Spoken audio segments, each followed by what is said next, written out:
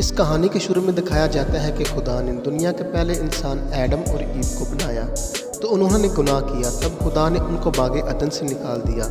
इसके बाद इनके 3 बेटे होते हैं, केन, एबल और सिद। केन अपने भाई एबल को मार देता है और ईस्ट की तरफ भाग जाता है। ईस्ट में आने के बाद वाचर्स उन्हें पनाह देते हैं। वाचर्स उन्हें कहते हैं जिन्हें खुदा ने जन्नत से नीचे फेंका था, और इन वाचर्स की मदद से केन की सल्तनत बहुत फैल जाती है और बहुत बड़ी हो जाती है। लेकिन ये बहुत बुरे होते हैं, ये किसी पर रहम नहीं करते। अब हम देखते हैं कि एडम के बेटे सिद की 6 पीढ़ियाँ गुजर चुकी हैं और इसकी 7वीं पीढ़ी के बेटे का नाम लैमिक होता है, और उसका एक बेटा भी होता है जो भी बहुत छोटा होता है, उसका नाम नोहा होता है। लैमिक नोहा को अपने ख़ानदान के बारे में बता रहा होता है, तभी वहाँ कुछ आदमी आ जाते हैं और लैमिक नोहा को छिपने के लिए बोलते हैं और लैमिक उनके सामने जाता है। दरअसल ये केन का ख़ानदान होता है। इनका लीडर जो केन की पीढ़ी में से उसका एक बेटा होता है, उसका नाम ट्यूबल केन है।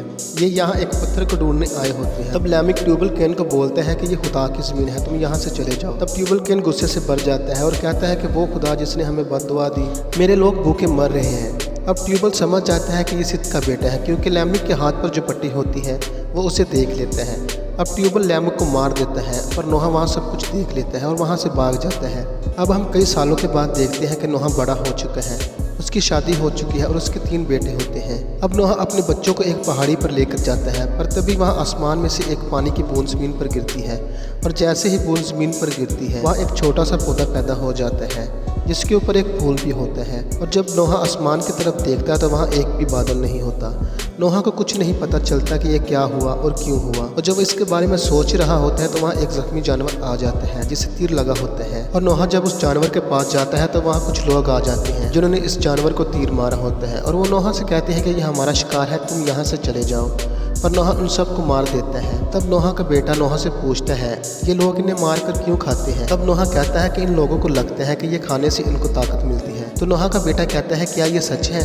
तब नोहा कहता है कि नहीं, ताकत सिर्फ खुदा से मिलती है। और ये अब अपने घर आ जाते हैं, और रात को जब नोहा सोता है उसको ख्वाब आता है, और ख्वाब में वो देखता है कि फिर से एक पानी की बूंद ज़मीन पर गिरती है और फिर से एक छोटा सा पौधा पैदा हो जाता है और उसके ऊपर फूल होता है। और वो ख्वाब में ये भी देखता है कि पूरी दुनिया पानी के अंदर डूबकर मर गई है, और तभी उसकी आंखें खुल जाती। अब नोहा समझ चुका है कि ये महज ख्वाब नहीं है, ज़मीन पर पानी की क़यामत आने वाली है जिससे सब कुछ ख़त्म हो जाएगा। और ख्वाब में वो उस पहाड़ को भी देखता है जहाँ उसका दादा मैथुसला रहता है, और वो अपने पूरे घराने के साथ उस पहाड़ पर चला जाता है। नोहा को नहीं पता कि उसका दादा जिंदा भी है कि नहीं, पर ख्वाब में उसने अपने दादा का पहाड़ देखा होता है, इसलिए वो सबको लेकर वहाँ आता है। और जब वो रास्ते में होता है तो उन्हें एक ज़ख्मी लड़की भी मिलती है जिसका नाम इला होता है, और जब वो मुड़कर देखते हैं तो वहाँ बहुत से लोग आ रहे होते हैं। तब नोहा इला को बोलता है कि तुम्हें कुछ नहीं होगा। दरअसल ये लोग नोहा का पीछा कर रहे होते हैं और वो उसको उसके घराने को मारना चाहते हैं। अब नोहा सबको बोलता है कि जल्दी चलो, हमें यहाँ से जल्दी निकलना होगा, और वो इला को भी अपने साथ लेकर वहाँ से भागना शुरू कर देते हैं।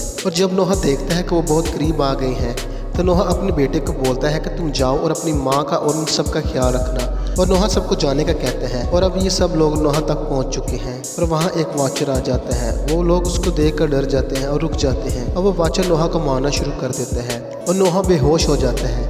पर जब उसकी आंखें खुलती हैं तो अपने ख़ानदान में होता है, पर ये सब एक घाटी के अंदर होते हैं और ऊपर हर तरफ वॉचर्स ही वॉचर्स होते हैं, और वो वहाँ से चले जाते हैं। पर रात को एक वाचर उनके पास आकर बोलता है कि मुझे माफ़ कर देना, मैंने तुम्हें डराया था। पर नोहा का बेटा बोलता है कि तुम हमारी मदद क्यों कर रहे हो। तो वाचर बोलता है कि खुदा ने हमें दूसरे दिन बनाया था, जिस दिन उसने बागी अदन को बनाया था। दरअसल हमें एडम और ईव पर पहरा देने के लिए बनाया गया था। और वो वाचर उन्हें बताता है हमने एडम और ईव का प्यार देखा और उनका खात्मा भी, और जब उन्होंने गुनाह किया और बागी अदन से बाहर हुए तो हमें उन पर तरस आया और हमने खुदा के हुक्म की खिलाफ वर्जी की। हम पहले पत्थर के नहीं थे बल्कि हम एक रोशनी थे। हमने खुदा के हुक्म की खिलाफ वर्जी की जिसकी वजह से हमें ज़मीन पर फेंक दिया गया, और तुम्हारी ज़मीन ने हमें पत्थर और मिट्टी से ढक दिया।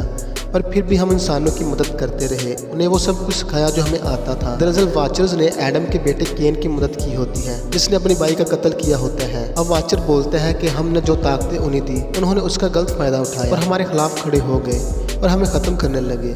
मगर तब एक इंसान ने हमारी मदद की, और वो तुम्हारे दादा मैथुसला थे। हमने खुदा से दुआ की कि हमें माफ़ कर दे और हमें वापस बुला ले, पर खुदा खामोश रहा। और अब वाचर नोहा से बोलता है कि तुम कहते हो कि तुमने खुदा का बुलावा सुना है, इसलिए मेरे सब साथी तुम्हारी बातों का यकीन नहीं करते। और उन्होंने तुम्हें मारने की कोशिश की। दरअसल नोहा ने ये सारी बातें और ख्वाब जो उसने देखा होता है वो वाचर्स को बताया होता है, लेकिन ये इसकी बातों पर एतबार नहीं करते, क्योंकि इंसान ने खुदा की बात ना मानकर वो फल खाया होता है और खुदा को धोखा दिया होता है। और अब ये इंसान पूरी दुनिया को तबाह कर रहे हैं, पर फिर भी ये वाचर नोहा पर एतबार करते हैं और वो कहता है कि मुझे तुम में एडम की झलक दिखाई देती है, वो एडम जिसके लिए मैं यहाँ आया था और इसलिए मैं तुम्हारी मदद कर रहा हूँ। और अब ये उस पहाड़ तक पहुँच जाते हैं जिस पहाड़ को नोहा ने अपने ख्वाब में देखा था, जहाँ उसके दादा रहते हैं। और जब वो उस पहाड़ के ऊपर जाते हैं तो उसके दादा जिंदा होते हैं और वो अपने दादा को बताता है कि उसने ख्वाब में एक पानी का बहुत बड़ा तूफान देखा जिससे पूरी दुनिया तबाह हो गई, पर उससे बचना कैसे है ये मैंने नहीं देखा। तब उसके दादा उसे कहते हैं कि खुदा ने तुम्हें चुना है और वही तुम्हें रास्ता दिखाएगा। और तभी नोहा को फिर से वही ख्याल आते हैं कि पूरी दुनिया पर पानी ही पानी है, सब पानी में डूब गए हैं, मगर यहाँ कुछ जानवर हैं जो तैरते हुए ऊपर जा रहे होते हैं और ऊपर नोहा को एक कश्ती दिखाई देती है। और अब नोहा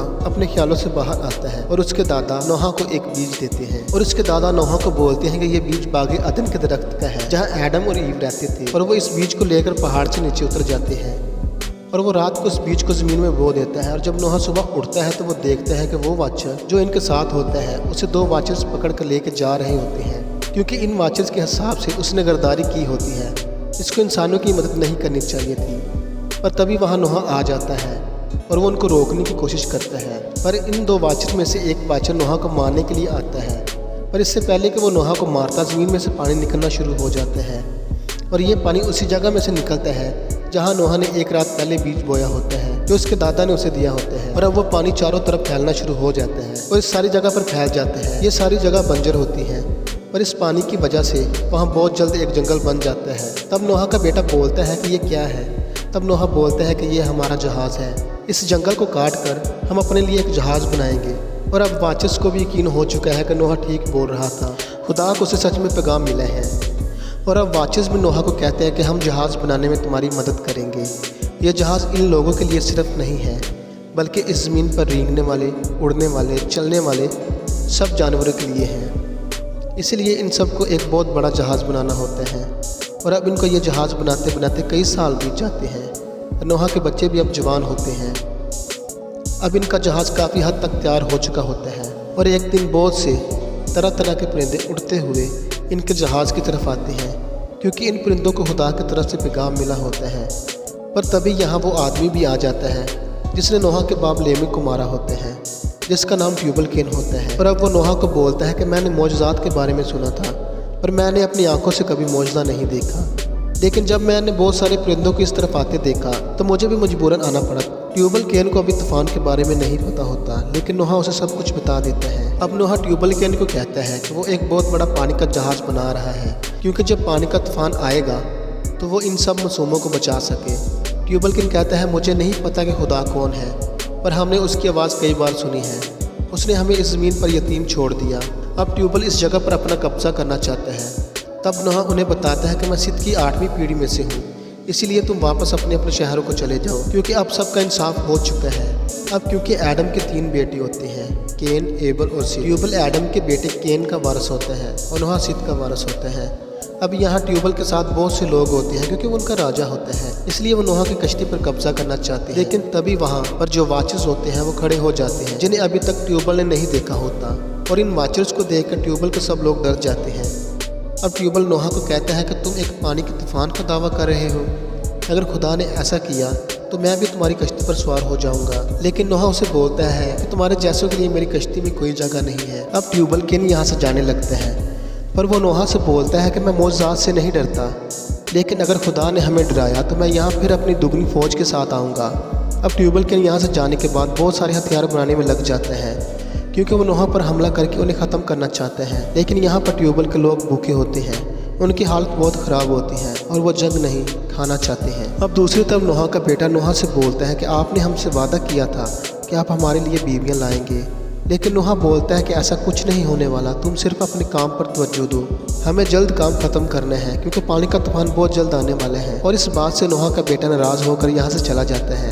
अब नोहा अपनी बीवी से कहता है कि हमें जो काम खुदा ने दिया है हम उस काम को पूरा करेंगे और हम भी बाकी लोगों की तरह एक दिन मर जाएंगे और हमारा नाम भी ख़त्म हो जाएगा। दरअसल नोहा के 3 बेटे होते हैं और उनके पास जो लड़की होती है ईला, जिसको उन्होंने बचपन में बचाया होता है, मगर वो माँ नहीं बन सकती, क्योंकि जब वो बचपन में उन्हें मिली थी तो उसके पेट पर बहुत गहरी चोट लगी थी, जिसकी वजह से अब वो कभी माँ नहीं बन सकती। अब नोहा ये बातें इसलिए अपनी बीवी को बता रहा होता है क्योंकि वो अपने बेटों के लिए बीवियाँ नहीं लाया होता। इसलिए नोहा अपनी बीवी से कहता है कि हमारी नस्ल खत्म हो जाएगी और इसके बाद हम सब मर जाएंगे, तो उसके साथ भी इंसानियत ज़मीन से खत्म हो जाएगी और शायद यही खुदा की मर्जी है। और अब इस बात से परेशान होकर नोहा की बीवी नोहा के बाप मैथुसेलह के पास जाती है और उसे ये सारी बात बताती है, मगर मैथुसेलह उसका कोई जवाब नहीं देता। इसके बाद हम ईला को देखते हैं जो जंगल में है और वहाँ मैथुसेलह भी आता है और ईला को बोलता है कि तुम मेरे घराने के साथ पिछले 10 सालों से हो और मैंने तुम्हें कभी कुछ नहीं दिया, मगर आज मैं तुम्हें कुछ देना चाहता हूँ। और ये कहकर वो उसके पेट पर हाथ लगाते हैं, जिससे ईला की वो बीमारी जिसकी वजह से वो कभी माँ नहीं बन सकती थी, इस बीमारी से ईला मुकम्मल ठीक हो जाती है और इस बदलाव का ईला को भी पता चल जाता है और वो नोहा के बेटे शैम के पास जाती है और उसके गले लग जाती है। अब ईला बहुत खुश है और अब वो वक्त भी आ जाता है जब पानी का तूफान आना होता है और अब इन सब का अपनी कश्ती में जाना होगा, मगर नोहा का छोटा बेटा वह नहीं होता जो नोहा से नाराज़ होकर गया था क्योंकि वो अपने लिए बीवी ढूंढने गया होता है और उसे एक लड़की मिल भी जाती है। मगर जब वो कश्ती की तरफ आ रहे होते हैं और इस लड़की का पाँव जानवर पकड़ने वाले शिकंजे में फंस जाता है, मगर नोहा का बेटा इस शिकंजे को खोल नहीं पाता। अब ट्यूबलकेन और उसकी फ़ौज भी कश्ती की तरफ आ रही होती है क्योंकि ट्यूबलकेन समझ चुका है पानी का तूफान आने वाला है, इसलिए वो नोहा की कश्ती पर कब्जा करना चाहता है और अपने लोगों की जान बचाना चाहता है। अब नोहा का बेटा उस लड़के का पाँव शिकंजे से निकाल रहा होता है, मगर तभी वहाँ नोहा आ जाता है और अपने बेटे को वहाँ से खींच कर ले जाता है और वो लड़की वहाँ ही रह जाती है। और अब ये सब कश्ती में जा रहे होते हैं, तभी उनके पीछे ट्यूबलकेन की बहुत बड़ी फौज आ जाती है। वो नोहा को उसके सभी घर वालों को मारना चाहती है, मगर वाचर्स इस पूरी फौज का मुकाबला करते हैं और उसको रोकते हैं और इसी वक्त में नोहा और उसका बेटा कश्ती पर चढ़ जाते हैं। अब ट्यूबल, वाचर्स और ट्यूबल की फ़ौज में जंग होना शुरू हो जाती है और वो कई वाचर्स को भी मार देते हैं, मगर इससे पहले कि वो कश्ती तक आते, पानी आसमान से ज़मीन को फाड़ कर और ज़मीन के अंदर से चारों तरफ से आना शुरू हो जाते हैं और इस तूफान में वहाँ जो भी लोग होते हैं वो पानी के साथ बहना शुरू हो जाते हैं और मर जाते हैं। अब नोहा की कश्ती जो कई सालों से ज़मीन पर थी, अब वो पानी में बहना शुरू हो जाती है और अब पूरी ज़मीन पानी के अंदर डूब चुकी है, सब लोग ख़त्म हो गए हैं। और अब हम कश्ती में देखते हैं यहाँ ट्यूबल भी छुपा होता है क्योंकि नोहा का छोटा बेटा उसकी मदद कर रहा होता है। अब ट्यूबल नोहा के बेटे से पूछता है कि तुम मेरी मदद क्यों कर रहे हो? तब नोहा का बेटा बोलता है कि मैं उस लड़की की जान बचाकर कश्ती में लाना चाहता था, मगर मेरे बाप ने मुझे ऐसा नहीं करने दिया। तब ट्यूबल उसे बोलता है कि इसका मतलब तुम अपने बाप से मुझे बचाकर बदला ले रहे हो। और अब कुछ वक्त के बाद जहाज़ में ईला की तबीयत ख़राब होने लगती है और नोहा की बीवी उसके पास जाती है। तब ईला को पता चलता है कि वो माँ बनने वाली है और ये बच्चा नोहा के बड़े बेटे का होता है और ये सब बहुत खुश होते हैं और ये नोहा के पास जाते हैं ताकि उसको भी बता सके। और जब वो नोहा को बताते हैं कि ये माँ बनने वाली है तो नोहा बोलता है कि ऐसा नहीं हो सकता, ये तो बांझ थी। मगर नोहा की बीवी बोलती है कि मैं तुम्हारे बाप मैथुसेलह के पास गई थी और उसको सारी बात बताई और उसने ईला को दुआ दी, जिसकी वजह से ये माँ बन पाई। अब नोहा ये बात सुनकर बहुत गुस्से में आ जाता है और कहता है कि तुम खुदा की मर्जी के खिलाफ गए हो, इतनी सारी जानें जो गई हैं और वो सब जानें बेकार हो जाएंगी। नोहा ये इसलिए कह रहा होता है कि उसे लगता है कि हमारा घराना ही सिर्फ बचा है। अब नोहा यहाँ से कश्ती के बाहर जाता है और चारों तरफ पानी ही पानी होता है और आसमान से भी बहुत तेज़ बारिश हो रही होती है। तब वो आसमान की तरफ देखकर बोलता है कि आपको मेरी बात का जवाब देना होगा कि ऐसा क्यों हुआ, लेकिन उसकी बात का कोई जवाब नहीं आता। और यहाँ ईला, नोहा की बीवी और उसका बेटा भी आ जाते हैं। तब नोहा उनसे बोलता है कि अगर ये लड़का हुआ तो ये दुनिया का आखिरी इंसान होगा और अगर ये लड़की हुई तो मुझे मजबूरन उसे मारना होगा क्योंकि मैं नहीं चाहता कि इस दुनिया पर इंसानियत दोबारा आए। और कहता है कि यही खुदा की मर्ज़ी है। यहाँ नोहा की बीवी उसे समझाने की बहुत कोशिश करती है, मगर वो उसकी बात नहीं मानता। और अब 40 दिन और 40 रात गुजर चुके हैं। इन 40 दिन रात में बारिश नहीं रुकी और अब रुक चुकी है, मगर हर तरफ पानी ही पानी होता है। अब नोहा कुछ अरसे बाद एक परिंदे को उड़ाता है ताकि उसे पता लग सके ज़मीन पर खुश्की हुई है कि नहीं, लेकिन वो परिंदा उड़ता उड़ता वापस आ जाता है क्योंकि ज़मीन पर अभी हर तरफ पानी ही पानी है। अब नोहा का बड़ा बेटा एक छोटी कश्ती भी बना लेता है ताकि वो अपने बाप नोहा से चोरी यहाँ से निकल जाए, क्योंकि वो नहीं चाहता कि अगर उसकी बेटी पैदा हो तो नोहा उसे मार दे। लेकिन जब वो अपनी छोटी कश्ती से वहाँ निकलने ही वाले होते हैं तो नोहा उनको देख लेता है और उनकी कश्ती को आग लगा देता है। और अब ट्यूबल भी जो कश्ती में छुपा होता है वो भी बाहर आ जाता है और नोहा पर हमला कर देता है और इनके बीच में बहुत लड़ाई होती है। और अब दूसरी तरफ ईला के पेट में दर्द होना शुरू हो जाता है और ईला 2 लड़कियों को पैदा करती है। इस बात से सब परेशान हो जाते हैं क्योंकि नोहा ने कहा होता है कि अगर लड़की पैदा हुई तो वो उसे मार देगा। और अब दूसरी तरफ नोहा और ट्यूबल की लड़ाई में ट्यूबल नोहा को कहता है कि मुझे तभी तुम्हें मार देना चाहिए था जब मैंने तुम्हारे बाप लैमिक को मारा था। पर इससे पहले कि ट्यूबल नोहा को मारता, नोहा का बड़ा बेटा आकर ट्यूबल को मार देता है और अब इनकी कश्ती भी एक चट्टान से टकरा कर रुक जाती है। और अब नोहा उस जगह जाता है जहाँ ईला ने 2 बच्चे पैदा किए होते हैं। नोहा की बीवी नोहा से झूठ बोलती है कि लड़का पैदा हुआ है, मगर नोहा खुद जाकर देखना चाहता है। और जब नोहा वहाँ जाता है तो ईला ने अपने दोनों बच्चों को उठाया होता है और वो रो रहे होते हैं। तब ईला नोहा से कहती है कि मेरे रोते हुए बच्चों को मत मारना, इन्हें चुप हो लेने दो। और नोहा रुक जाता है, मगर जब बच्चे चुप हो जाते हैं तो नोहा उनको नहीं मार पाता। नोहा की आंखों में अपनी दोनों पोतियों के लिए प्यार आ जाता है और वो आसमान की तरफ देख कर कहता है कि मैं ऐसा नहीं कर सकता। अब नोहा एक बार फिर एक कबूतरी को उड़ाता है ताकि उसे पता चल सके कि ज़मीन पर खुश्की हुई है कि नहीं। और कबूतरी थोड़ी देर बाद वापस आती है और उसकी चोंच में जैतून की एक कोंपल होती है और अब ये समझ जाते हैं कि आसपास खुश्की है, जिस वजह से ये सब बहुत खुश हो जाते हैं। और अब ये एक जजीरे पर जाते हैं जहाँ काफ़ी हरियाली होती है। अब नोहा अपने घराने के साथ नहीं रहता क्योंकि नोहा समझ चुका होता है कि उसने उनके साथ बहुत बुरा सलूक किया है। अब नोहा का ये भी पता लग जाता है कि असल में खुदा की मर्जी दोबारा इंसानियत को बसाना होती है, ना कि ख़त्म करना। अब ईला एक दिन नोहा के पास जाती है और नोहा से कहती है कि खुदा ने सब कुछ आपके ऊपर छोड़ा था, लेकिन आपके दिल में रहम था, प्यार था, इसीलिए आपने मेरी बेटियों को नहीं मारा। इस बात से नोहा को बहुत तसल्ली मिलती है और अब फिर से दोबारा नोहा अपने ख़ानदान के साथ रहने आ जाता है। अब नोहा अपने बच्चों और अपनी पोतियों को ये दुआ देता है कि तुम सब खुश रहो, बहुत फूलो फलो और इस ज़मीन पर फैल जाओ। और इसी के साथ ये कहानी ख़त्म हो जाती है। उम्मीद करते हैं कि बाइबल की ये सच्ची कहानी आपको पसंद आई होगी। और अगर आपको ये कहानी पसंद आई है प्लीज़ वीडियो को लाइक करें और चैनल को सब्सक्राइब करें ताकि ऐसी ही मज़ीद आने वाली कहानियाँ आप तक पहुँच सकें।